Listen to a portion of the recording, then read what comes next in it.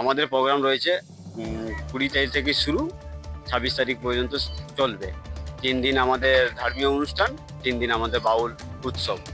আর আমি বলতে চাই এই সম্মান মাধ্যম দিয়ে প্রত্যেককে মা কামাখ্যা দেবীর পুজো অবশ্যই দেখতে আসবেন, আর বাউল উৎসব অবশ্যই সেটা অনুভব করবেন, অবশ্যই আসবেন। কততম বর্ষ? আমাদের 7তম বর্ষ। সপ্তম বর্ষ। 7তম বর্ষ। এই যে অ্যারেঞ্জমেন্ট কি করে? টোটালটাই আমি বলতে পারি এখানটায় মা কামাখ্যার অলৌকিক শক্তির মাধ্যমে এই প্রোগ্রামটা হচ্ছে। যারা মা কামাখ্যাকে আরাধনা করছে, মা কামাখ্যাকে মনস্কামনা পূর্ণ করে তারা অনুদান দিচ্ছে, সেই অনুদানের মাধ্যম দিয়ে আমাদের এই প্রোগ্রামটা চলছে। তো এই আশেপাশের এলাকাবাসী সবাই এই প্রোগ্রামে হ্যাঁ হ্যাঁ হ্যাঁ, অবশ্যই। সমাগম হয়। হ্যাঁ, এখানে তো প্রায় 700 থেকে 1000-এর জনসমাগম হয়। 5-7 হাজার। মেলা টেলা বসে কিছু? হ্যাঁ, মেলা বসে এখানটায়। আমাদের এই যে 3 দিন বাউল উৎসব চলবে, এই 24 তারিখ থেকে শুরু করে 26 তারিখ অবধি, এই 3 দিনে আমাদের এখানে মেলা সমাগম হয়।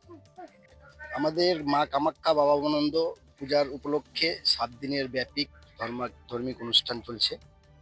তো আগামী দিন থেকে আমাদের পুজো শুরু হয়েছে।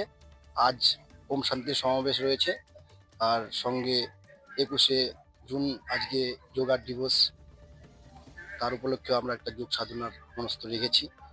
তো সকলের উপস্থিতিতে আমরা সেই যোগ সম্পূর্ণ করব। এই বাউলে কোথায় কোথায় শিল্পী? বাউলের শিল্পী মালদা থেকে আসছে, কোচবিহার থেকে আসছে, জলপাইগুড়ি থেকে আসছে, বালুঘাট থেকে আসছে। এই যে এত বড় একটা প্রোগ্রাম 7 বছর ধরে, এই 7 বছর চলছে, এই যে একটা খরচা, এই খরচা আপনারা করছেন? এই খরচা এখন মায়ের অনুদানে, মায়ের নামে আমরা সবার কাছে সেই হেল্পটা নিই। তো যে যেরকম পারে সহযোগিতার হাত বাড়াই, সেই সহযোগিতার হাত বাড়িয়ে আজকে এই প্রোগ্রামটা আমরা করছি। জনসমাগম কেমন? জনসমাগম ভালোই রয়েছে। প্রতি বছরই তো আমরা দেখতে পাই প্রচুর ভিড় হয়। তথাপি এবার 7তম বর্ষ, দেখা যাক মায়ের কৃপায় কিরকম ভিড় হচ্ছে।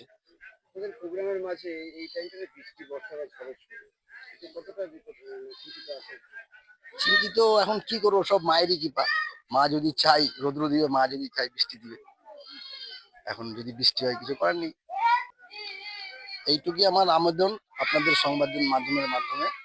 তথেপ এই যে সংবাদদাতার মাধ্যমে যে সকল ভাই বোনেরা দেখছে বা দাদা ভাইরা দেখছে, তাদেরকে বিনোদন অনুরোধ, সবাই যেন উপস্থিত হয় এখানে আমাদের এই পূজা অনুষ্ঠানে, সবাই যেন আনন্দ অনুভব করতে পারে। কোন জায়গায়? এটা ভট্টদিঘি ঘোষপাড়া, কুলিক নদীর পারে। এটা 6 নম্বর রামপুর গ্রাম পঞ্চায়েতের অধীনে পড়ে।